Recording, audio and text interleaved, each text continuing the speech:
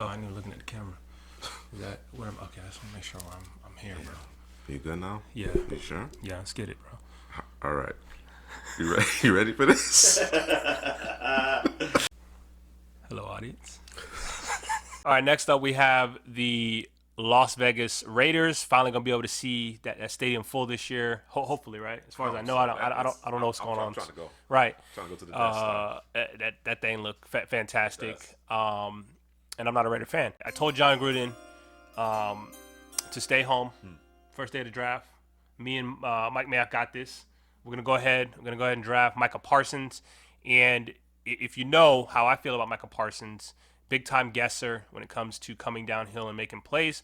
And for me, the thing that I like or love about him, obviously he's from what I hear, he was recruited as actually a defensive edge player, which you can see it.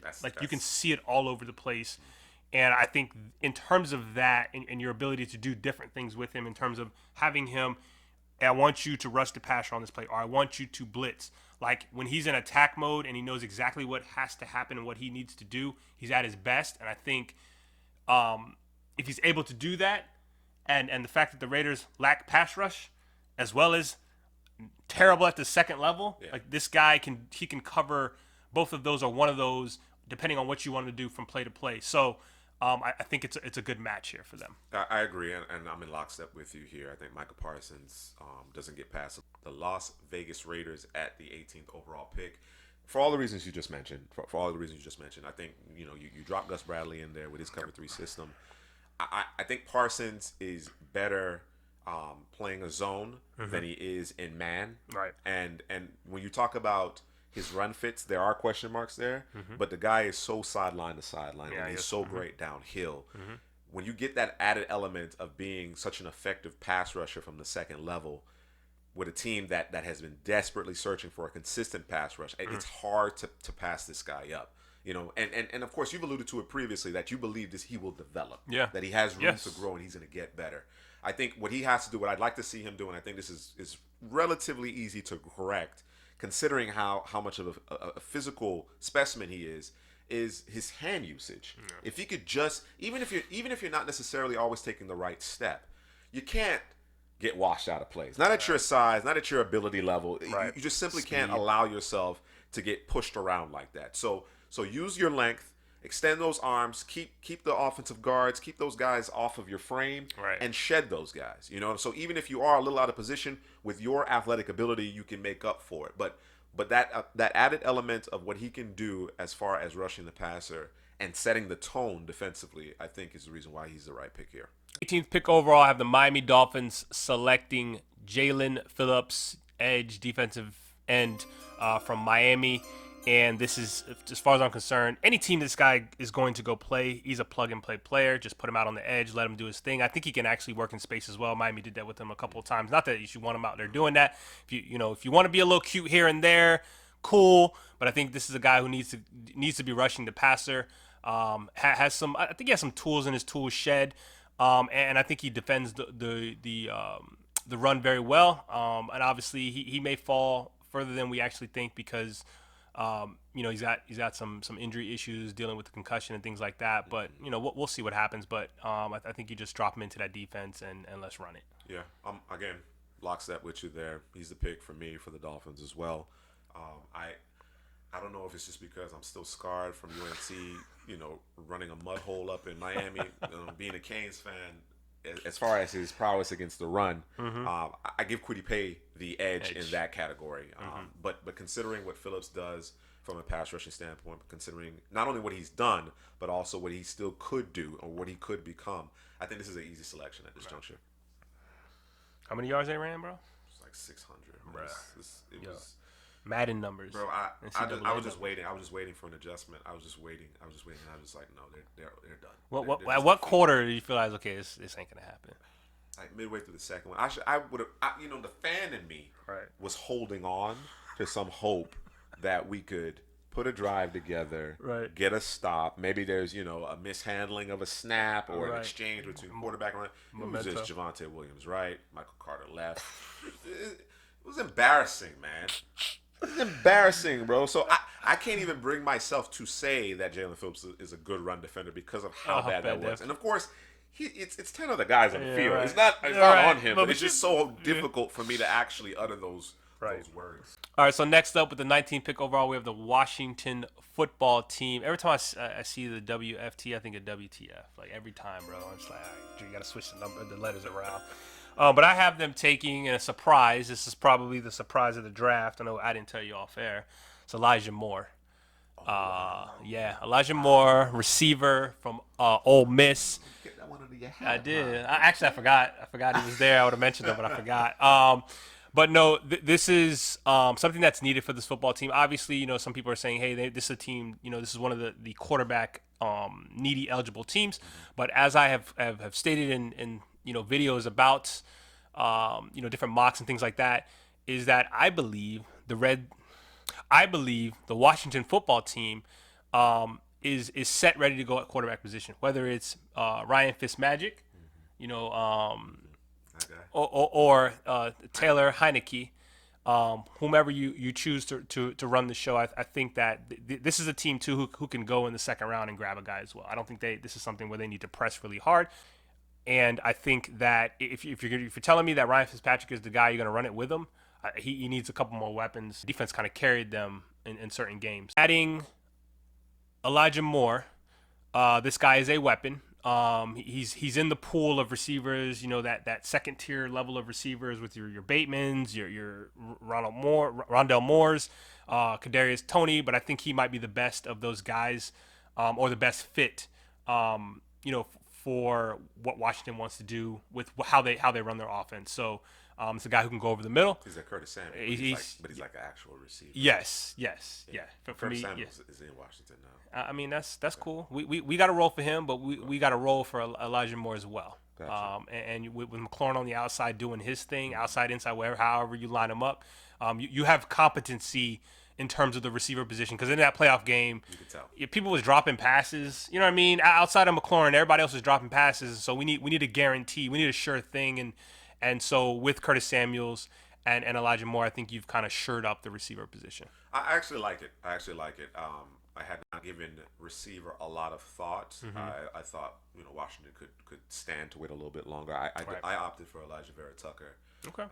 Guard, tackle, whatever you ultimately want to consider him. Probably profiles best at guard. Yeah. I think I don't. Where I disagree with you is the quarterback position. I don't think it's. I need to see more of your boy Heineke. Yeah, I'm with you.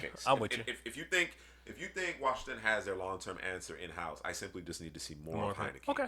But in the meantime, during the interim, what I'm going to do is I'm going to bolster this offensive line. I think there's still question marks along that particular group as well. So, whether it be, going back as far as Alex Smith and the injury he suffered, or more recently, I know, Fitzpatrick is a gamer. He'll give you, about 8 games that are going to be really exciting, and then he's going to be a good 6 to 8 games that aren't so great. But at any rate, during the interim, and we're going to move away from Ron Rivera's typical distaste for bolstering the offensive line. We're going to make this a position group of strength. Control the line of scrimmage. They already do so on the defensive side of the ball. Let's go ahead and do so on the offensive side of the ball, and make things even easier for Antonio Gibson. Bro, you didn't have to draft offensive line when he had Cam back in the day, bro. Just let Cam do his thing. I think Cam. I understand that Cam's play style and what they asked him to do, there was going to be a certain level of wear and tear as well. Right. But I also think Cam took some shots as a passer that he wouldn't have if they were better up front. True. All right, next up with the 20th pick overall, I have the Indianapolis Colts. Y'all know how I got to say it quick because I can't say it. Actually trading up with the Cardinals, who traded initially with the Bears. So you have the Cardinals trading down twice. Correct. Okay. So I have the Colts selecting Tevin Jenkins, offensive tackle. Essentially, they gave up a this year's 4th round pick and got a guy who kind of matches the gravitas, the aggression of their left guard. I think he plays left guard, right? Left guard. Ooh, nasty. So let's go ahead and make that left side that's too nasty. Let's make that left side disgusting. Let's just make it disgusting. Let's let defenders fear that left side of the offensive line. Right. You got Carson Wentz back there, who you just traded for. Give him no excuses. Let's run it. Get it going. You got your running backs. I mean, this team is, for the most part, ready to go. I too had a trade. Okay. We go back to the Bears trading up with the Giants so that they could acquire Mac Jones. Now the Giants are on the clock, and I believe in your mock draft you had them take Waddle, which I certainly don't have an issue with. You also mentioned that perhaps they could go edge rusher here. Yep. And the guy that I pegged for them is Azeez Ojulari out of Georgia. He just scratching the surface. I'm telling you, just scratching the surface. I already like what I see out of him. He's not a complete project. No. You know what I'm saying? There's some guys that obviously in some other platforms people have done their mock drafts and of course they have all these athletic gifts and just no production whatsoever. Right. That's not the case with Ojulari. You've seen it on tape. You're not just projecting. You've actually seen it on tape. But he also projects to get much better. So I think the Giants, considering that they were able to add some draft capital and then still get one of the better edge rushers in this class, right? I think this works out well for your boy. Ghetto man. Ghetto man. Oh boy. There's something to be said about a guy who has some production, but also has the physical tools that you see on tape and has the size that you see and displays it occasionally or here and there, hit or miss. One of the things that I really liked about him is that he's able to defend the edge very well. People are like, he can't defend. I'm like, what are you? Yeah, what are you looking at? It's a trope, man. It's a trope, man. It's somebody heard somebody else say it. Yes. And without actually confirming it, they just kind of ran with it. That became part of the narrative. No, he can defend the edge. There's some things he could clean up, but that's one of those like, okay, I just need to get him in. Just get him in and we got it. Don't worry about the rest. Right. And it may come sooner than later as far as I'm concerned. Here's the thing, when you think about the Giants, whom took a substantial step in terms of their defensive play, led by Leonard Williams. Of course, they gave him the big deal. The pass rush came from Leonard Williams. Leonard Williams had, I believe, 11 and a half sacks last season. The light bulb went off. Right. It finally truly went off. He was, particularly after the trade from the Jets, you could see it was, okay, that's the guy that we were expecting. Right. That top 10 pick, we were expecting him to be this guy. And then, of course, it all coalesced this past season. But teams obviously will try to adjust to mitigate him. So you got to get somebody else there who can take advantage of their one-on-ones. Right. All right, so next up I have the Arizona Cardinals. Obviously, they traded down twice to get here. Do the right thing here. So with the 21st pick overall, I have the Arizona Cardinals selecting Kwity Paye out of Michigan, edge player, opposite Chandler Jones. Stand him up if you like. Whatever you want to do, just have him rushing the passer using those great tools, his hands and that explosiveness off the line of scrimmage, his quickness. Let's get to it, man. Let's run it. Because for me, they're missing they don't have that corner. That's who you drafted for them, correct? The Cardinals. Yes. Okay. Yes. So he CPGM Juice decided to go corner. I decided to go edge player. It's one of those. What do you prefer, depending on what you have on the team, and how the draft falls. Yes. Absolutely. You had the Cardinals trading down twice. You had the Colts picking at 20 because they moved up a spot. Yep. Right? Yep.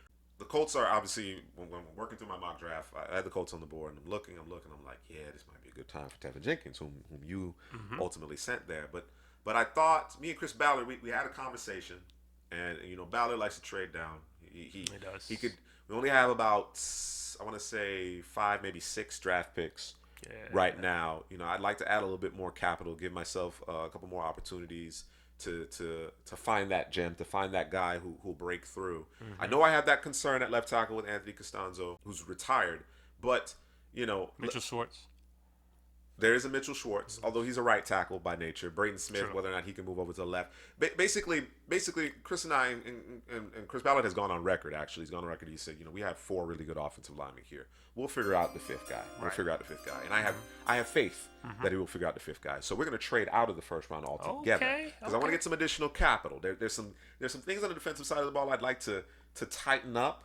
I don't know that the value is necessarily there at this point. Right. But early to mid second round, I think, based on the capital that we get from the Falcons, right, who are moving back into the first round. So I had the Falcons trading down twice.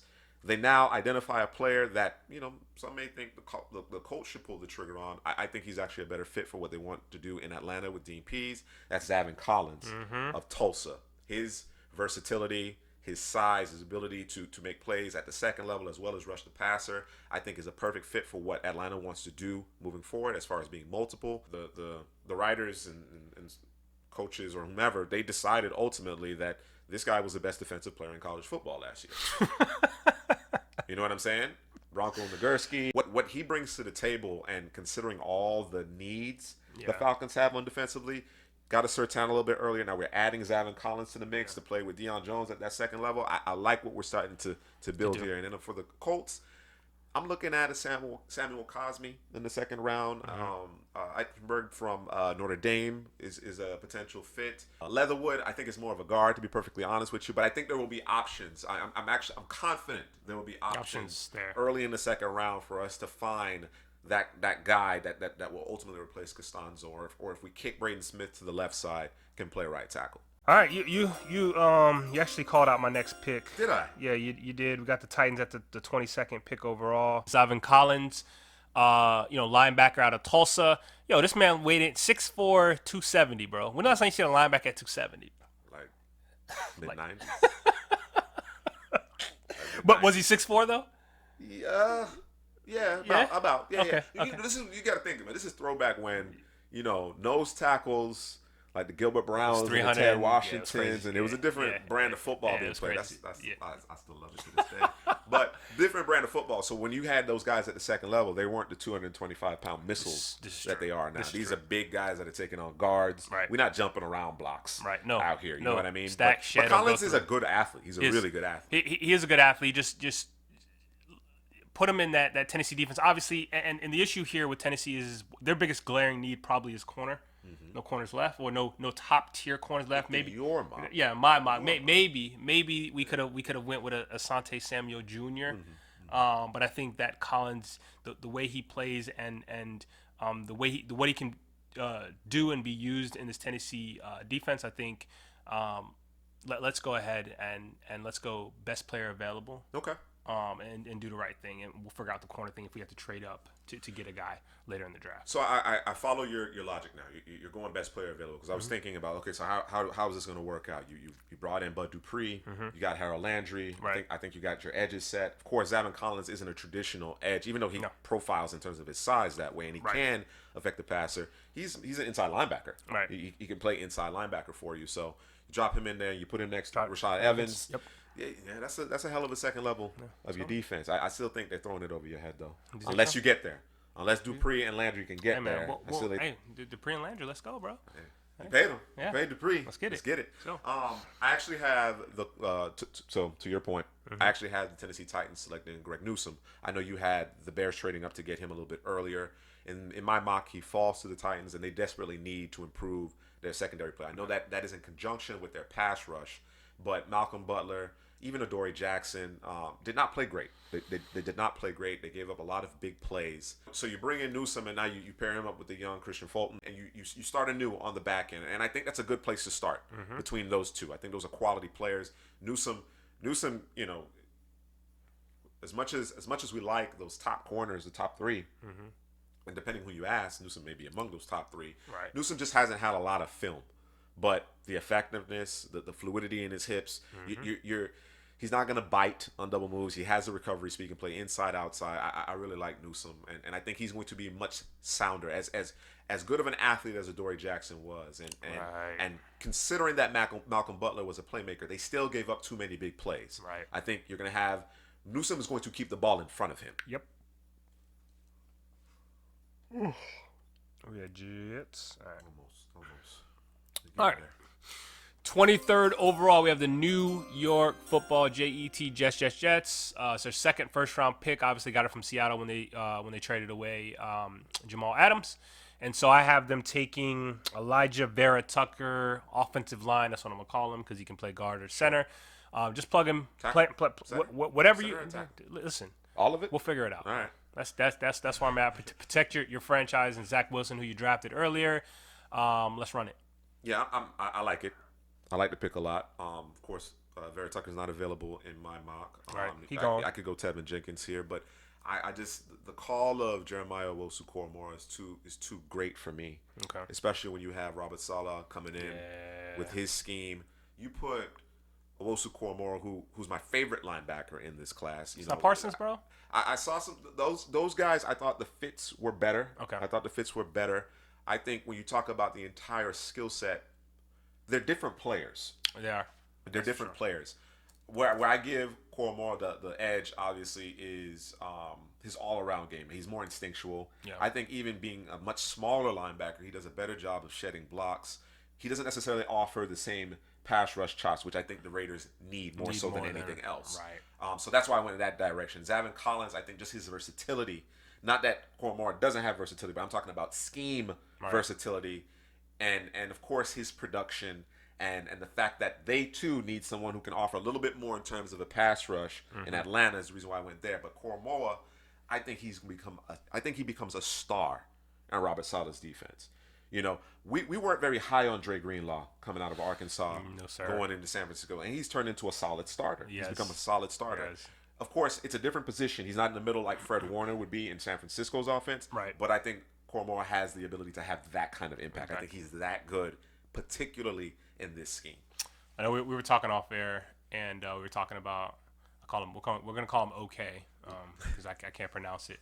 Gotta tread through it a couple times. But no, Koramoah. So for me, don't be surprised if he's doing things in the Robert Saleh defense. If this is the pick, if it happens, that he normally wouldn't ask other linebackers to do because of his ability. You could play base. I mean, teams could come out in 11 personnel, and you could just stay in your base. No worries, no worries, because he's lining up in the slot like he's a corner, like he's a nickel. Yeah. I mean, there was thought that maybe they move, that he gets moved to safety. I don't think you do that because I think you're taking him too far away from the football. Right. Unless you plan on having 3 safeties on the field. Sure. You know what I mean? In that case, as far as I'm concerned, he's a linebacker at that point, right? So, sense. But yeah, don't be surprised if he ends up on a particular team, that he's asked to do things that no one else is asked to do, and he's the moving piece for that defense. He allows the defensive coordinator to go in the lab and do some things because defensively there's only so much you can do. Offensively, it's just like the sky's the limit, right? But I think maybe with a player like Koramoah, you might be able to invent some new things. He's so good because historically you talk about like the smaller weak side linebackers in an even man front, right? Yep. The will, yes, if you will. You try to keep those guys clean. You try to. Yep. And of course, if you are able to keep him clean, he's going to be just that much more effective. Yeah. But you don't have to. No, you don't. He's so good at actually doing something that I think has become a lost art in terms of taking on a blocker and getting rid of that blocker and making the play, remaining in position to make the play. He's going to be all over the field. He's the type of guy that you don't expect to have 100 tackles, and he's going to have 100 tackles. He's going to have 3 sacks. He's going to have 4 picks. He's going to have 3 forced fumbles. Yep. He's always around the ball. He's always making plays. He's always affecting the game. He's the type of player that on any given play can change the course of a game. Luke Kuechly? A very different player. Very different player. But that type of impact. Yeah, I think this guy has that ability to have that kind of impact on the game. The Pittsburgh Steelers, I have them actually trading with the 32nd team overall, the Tampa Bay Buccaneers. Just looking through all the teams, there's maybe less than a handful where you just, when you look at them, depending on, where they're in these teams are usually at the bottom half where you're just like, they're pretty much loaded, not sure what they exactly need, the glaring need. But I think Tampa Bay might be the sole team that's like, okay, there is no need on the football team, like none whatsoever. You can maybe think Buffalo, but I would say maybe they need a pass rusher. But me and Jason Light spoke to him, Bruce Arians, brought Speed top dog. holes in. Speed dog, got him. Yep. I said, hey, we hashtag follow the light. $1. $1. Yeah. We need to go ahead and get us a pass rusher. I know that we got Shaq Barrett, signed him to the deal. He's living in Tampa, but JPP, how much longer will he play? Sure. Plus, you can never have too many. Nope. So let's go ahead and I have Azeez Ojulari, edge, defensive end from Georgia. They traded up. They got their guy. This is a guy. Obviously, you don't. We spoke about him earlier. So I won't go too much into details, but to play on this team, it's not a guy that you have to like. Okay, you're going to be the starter. No, we can bring you in on specific you packages. can do like Shaq Barrett. Yes, like Shaq Barrett in Denver. Right. Going back to those. Yes, days. It's the same concept. Yes, and by the time maybe by year's end, he's polished and ready to go, and the following year he becomes your starter. JPP goes, maybe retires, or maybe another team, or maybe I don't know what happens there, but you have a replacement. And again, you can never have too many pass rushers. Definitely. I think you would have to actually get in front of Pittsburgh. Pittsburgh to do it? I think. You think so? I think in order to, if Aziz is around that time, that's just my thought process. Right, I could be wrong. They could feel very differently. But I think they have a bigger need. But I got you. As far as my mock's concerned, Aziz went off the board a little bit earlier.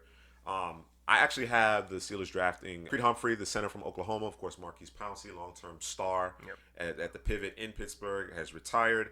The Steelers have done a terrible job in terms of replenishing this offensive line. Doing all this development. They've done a terrible job, and we one of the things that reared its ugly head. Of course, when Bud Dupree went down, the defense kind of fell apart. Mm-hmm. The offensive line could not run block.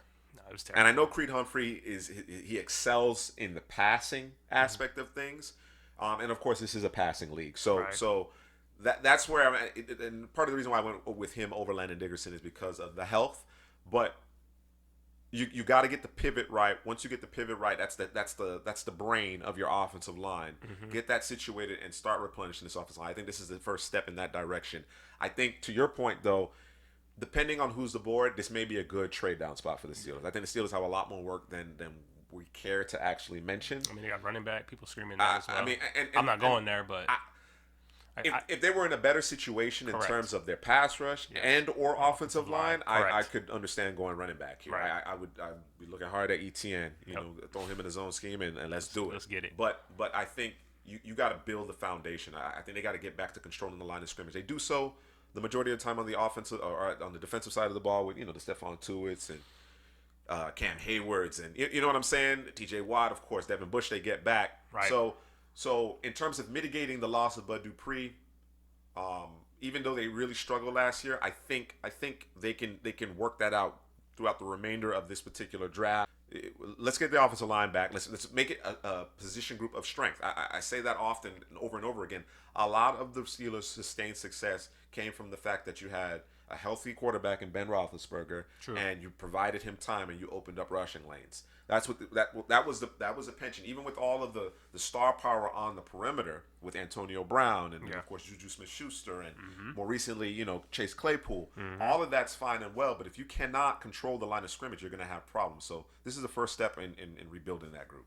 All right, so next up with the 25th pick overall, I think this is so I had a surprise with Elijah Moore going early, and now we got another surprise. People gonna be upset. They're probably gonna turn the video off, but just let it be, bro. It's just a mock. That's all it is. Let it breathe. Let it breathe, man. Jacksonville Jaguars with 25th pick overall. I have them selecting Richie Grant from UCF. That's your guy. Safety. If I told you was getting Tyrann Mathieu or a Tyrann Mathieu type player, how would you feel? I'm just gonna leave it there, bro. Of course, in a lot of mocks, Merrick is the guy that is being mocked there. I think he's a skillful guy. I don't see him being better than Richie Grant. That's what I'm saying. I mean, obviously we've gotten these things wrong before. I just when I look at the two players, I'm far more impressed. I am more impressed with Richie Grant. What I see, you know what I'm saying, in terms of his leadership, in terms of his ability to not just be rangy, but also line up and cover a receiver outside the numbers. Yeah, you know what I mean. I think he offers more versatility than Mr. TCU.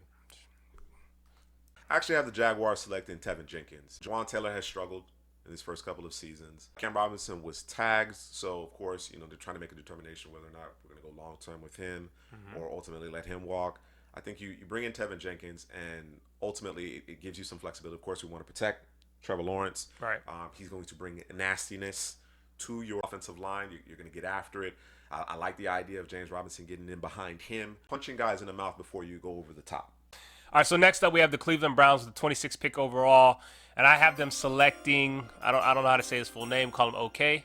Jeremiah Owusu-Koramoah from Notre Dame, linebacker, safety, whatever you want to call him. They just got Clowney. They let go of Sheldon Richardson. And this is a team that doesn't need. There's not too many needs. But I think the one glaring need for me is probably the second level. Yep. And I think that with the three safeties I already have on the football team, along with another safety who people considering a safety just because of his size, in Koramoah, I think let's just listen. With this, I don't know. Do they need to come out of base?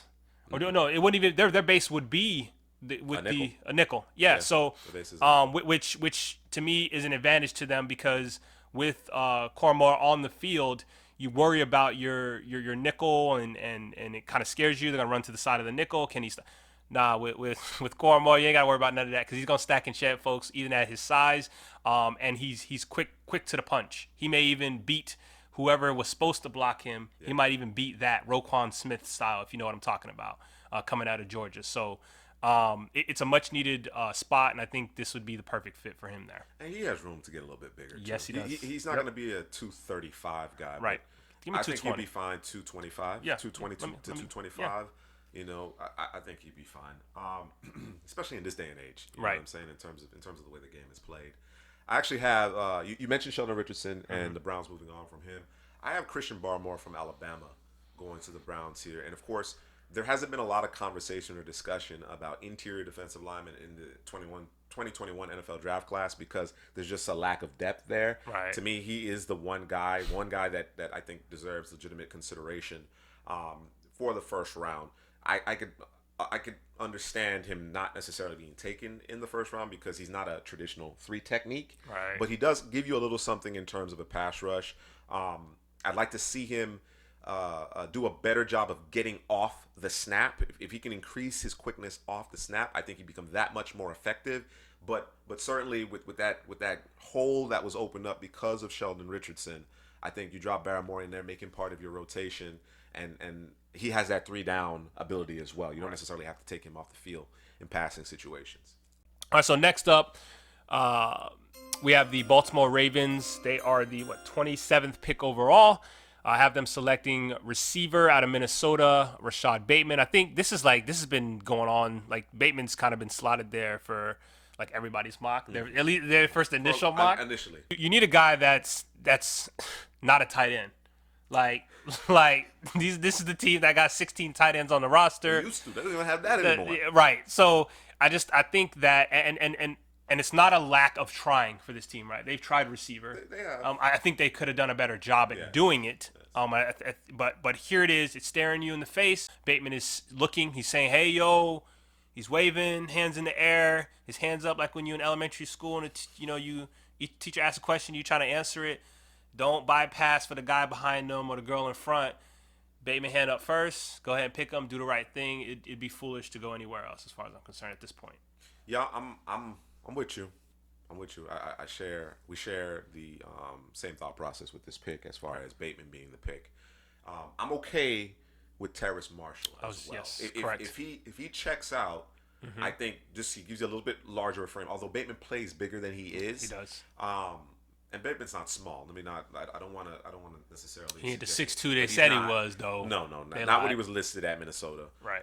But he does play bigger than he is. I think if you prefer Terrace Marshall here in this slot, the medicals check out. You could go in that direction. Right. I think Terrace Marshall did a great job in the red zone as well as with contested catches. I think he led the nation, I think, going back to 2019 in terms of catch percentage in contested situations. So and that's what we're kind of looking at. We want to give someone on the perimeter that will give Lamar a margin of error. Correct. You understand what I'm saying? Just someone that he's confident in other than Mark Andrews that will make a play for him if given the opportunity to. Right. The rest of the guys don't necessarily have that ability or haven't demonstrated that ability. So I think either one of those players works, but I'll lean towards Rashad Bateman because he's a little bit cleaner of a prospect. They need a number one. And I think both Bateman and Marshall have the ability to potential to do ones. that. That's specifically in that offense. Yeah. But in that offense in particular, I think those guys have the ability to be considered a true number one. All right, so next up we have another. We just spoke about Marshall, Terrace Marshall Jr. By the way, I didn't know that. From LSU, and I think he had a father that played in the league. Oh, did he? A lot of bloodlines, bro. That's crazy. We're getting old, bro. Hey man, We're getting old. It is. I mean, we are. Next up we have the New Orleans Saints. I'm gonna say it like that. I'm not from there, as you can tell. But we have them selecting I have them selecting Terrace Marshall Jr. out of LSU. The law firm of Breeze, Kamara, Thomas, Hill. It's got to stop. No, bro. You don't think Winston's gonna start? I think Winston's gonna start. I think Hill's gonna go back to his role. Listen, if it was me, yes, Winston would be the starter. Hill would do what he's done. Because you have the added element of what he can do. Plus, you have your regular quarterback, right, and a guy who's gonna actually go down the football field. Correct. But he needs another weapon. It can't just be Thomas and Bus, because Thomas got hurt last year. Run a slant. Right. What would you look like? And by the way, the book is out. So if you decide, hey, we're not going receiver, okay, all right, cool. That's fine, but that makes things so much more difficult for the entire offense. Versus, let me add a Terrace Marshall here, who, like you said, contested catch. He can do what Michael Thomas does, but not 6 yards down the field, like 15 to 20 to 30 yards down the field, which is what the Saints lacked, and one of the reasons why they lost in the playoffs. So. Yeah, I agree. I agree with respect to that. I think this comes down to me. I ultimately went with Asante Samuel Jr. Yeah, that's the other corner part. out of FSU. Right. I you want to change it, bro? I've been thinking long and hard on this one. I'm not going to change it for the purpose of this mock, but I certainly don't have a problem with that pick at all. I think that's a good selection. Again, assuming the medicals check out. Samuel, is probably, after that top four, I think there's a distinct top four in this class between Horn, Surtain, Newsome, and Farley. Right. I think Samuel then becomes kind of towards the top of that next tier, however you ultimately, lay that out. Mm-hmm. There's a substantial need for the Saints. And, of course, you don't always want to just pick for need. You want to generally go with the best player available. Right. Samuel is so polished. I think that's what the Saints need on their back end. Because they have continued to struggle. Unless, of course, that front seven is just completely dominating. Of course, they lost Trey Hendrickson. Yep. There's no Sheldon Rankings. Unless they are dominating up front, they have a mixed bag on that back end. Marshawn Lattimore is facing some off-the-field issues. Janoris Jenkins is no longer there. Now we're talking about Patrick Robinson, who is more of a third or fourth corner, to be perfectly honest with you. Right. You got to stop the bleeding. You have to replenish this thing. Of course, there's some substantial changes. They've had challenges with the cap. I also think either Terrace Marshall, Asante Samuel, or you're trading down here. Right. This is really my thought process. Right.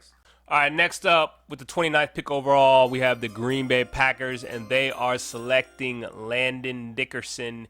And I know, Creed Humphreys is probably the safer play in terms of offensive line here, in terms of the interior of the offensive line, specifically speaking center. But the thing, and he's safer because Landon Dickerson's been injured. But also what Landon Dickerson was doing was flipping cartwheels and stuff all over the place at Alabama's pro day. But the thing, the reason why I went Dickerson here, because I kind of went back and forth, was simply because he's played all over the offensive line. You know what I mean? His versatility. So if there happens to be an injury, he offers a little bit more there, as long as the medicals check out. And as far as I'm concerned, we're making the pick here, so they did. So let's run it. Let's get it done. Another great pick. I think that makes a lot of sense. I may actually go with Creed Humphrey because I think he's a better pass blocker. Okay. In that case, I actually had him going to the Steelers a little bit earlier. Perhaps Landon Dickerson would be a better fit there, but again, we're talking about the injury situation. At any rate, I'm gonna stop the madness and I'm gonna go ahead and get Elijah Moore out of Ole Miss. Last year, the Packers committed draft malpractice, and once again, it cost them a trip to the Super Bowl. So there's back-to-back years they lost in the conference championship. And it's because there wasn't anyone other than Devontae Adams. Of course, the run defense was an issue a year ago, or whatever the case may be. Kevin King. And of course, Kevin King. He ain't play it right, man. You got to do better than that, man. You can't let nobody get behind you in that situation, young fella. Anyway, I alluded to it earlier, and maybe it didn't make this cut. Maybe I edited it out. I don't know at this juncture. You know what I'm saying? I haven't edited the film yet as we're recording it, so I don't know yet. But maybe I edited this out. I think if you don't push your chips to the middle of the table, when you have quarterbacks like Aaron Rodgers every year, you're doing it wrong. Right. The whole Jordan Love pick, the Joshua DeGuara or Josiah DeGuara, I don't hate the A.J. Dillon pick if you're not going to re-up on Aaron Jones, but you re-up there. Right. It's just, get this man somebody who can consistently win outside of Devontae Adams. Right. I like MVS. Marquez Valdez-Scantling, my fellow alum, right? Right. I like the fact that he can stretch the field. Supplemental player. But he's a tertiary target as far as I'm concerned. You got big Rob Tonyan out there, so that was a good find. Yes, That's a nice find there. Yep. Now we're going to bring Elijah McGuire in here and really create some conflict for the opposition. And when teams try as they might attempt to take away Devontae Adams, I got somebody else who can make those big plays and make the difference on a consistent basis. Someone who can work out of the slot or outside the numbers and get open like Adams. You understand what I'm saying? Maybe not necessarily with the route footwork as an Adams, because his release is otherworldly, but certainly a guy who really stresses the defense. And Aaron Rodgers is so good, and I get that. I get that's the mindset that Rodgers raises the play of the guys around him, and that's fine. But you look around. There are guys who are uber talented, and these organizations are doing everything to make sure that they have an overwhelming amount of weapons, right? Around them, and making it a point to get those weapons, add those weapons early in the draft, dedicating significant draft capital to get those guys. So like I said, whether you're trading Jordan Love to the Patriots, whatever the case, I don't care about any of that. Get Aaron Rodgers guys who can make plays after he gets the ball in their hands. You brought up a good point in terms of getting your guy, the franchise, the guys that he needs. You talk about Dallas. You talk about the Bucs. You talk about the Chiefs. Like, these are teams that realize, okay, you know what? We need to make sure that we have everything that we need to supply our guy so that he can go out and do his job, right? So, Aaron Rodgers, I want you to go in the kitchen, okay? I want you to make, a 7-course meal, but the only thing you got in there is a box of ramen and some cornflakes. Like, what are we doing? And you know what? I'm not even gonna let me step it back. Because I don't want to call Aaron Jones and Adams. Yeah. You know what I'm saying? Yeah. But okay, so no, you got. So let me get in there. Okay. Let me get in there, because I see where you're going with this. Right. You're the man with the analogies. Let me get in there. So let's say I got A5 Wagyu beef. Okay. Dang, went all the way up there. Okay. Kobe, because that's what Adams' release looked like to me. Yeah. Kobe beef. Right. All right. And then with Aaron Jones, I got a porterhouse. Okay. Yeah. I got a porterhouse as well. All right. But you know what? I'm not seasoning it right. All right. I'm overcooking it. I'm undercooking it. You understand what I'm saying? I don't have a nice wine to pair with it. You know what I mean? I don't have a nice loaded baked potato to work with it. No you know vegetables. What I'm saying? I don't have any vegetables, no carbs, no complex carbs. I don't have any of that. I just got Wagyu beef and a porterhouse. Right. And that is substantial. Right. That's substantial. Right. You know what I mean? Right. But could you imagine if it was seasoned properly? If it was prepared properly? You know what I mean? If it was aged nicely? You know, you pair it, like I said, with a nice Chianti, like something nice red, like it's. You want to keep Rodgers? I don't know what the plan is. I guess they're moving off. I don't know what the plan is. I think it's all stupid. Right. I think it's all stupid. I think every single year you should do whatever you think is necessary, or you should do everything in your power to give Rodgers as many options as he can, and let him do what I alluded to. Mac Jones does is just simply be a car dealer. Just distribute the football. What happens? What happens when Rodgers leaves and Adams is there with Jordan Love and they haven't done what's needed? You think it's not gonna look the same? Do you think Devontae Adams is gonna want to stay there? He's gonna be asking either pay me more or I'm out of here. It ain't gonna look the same.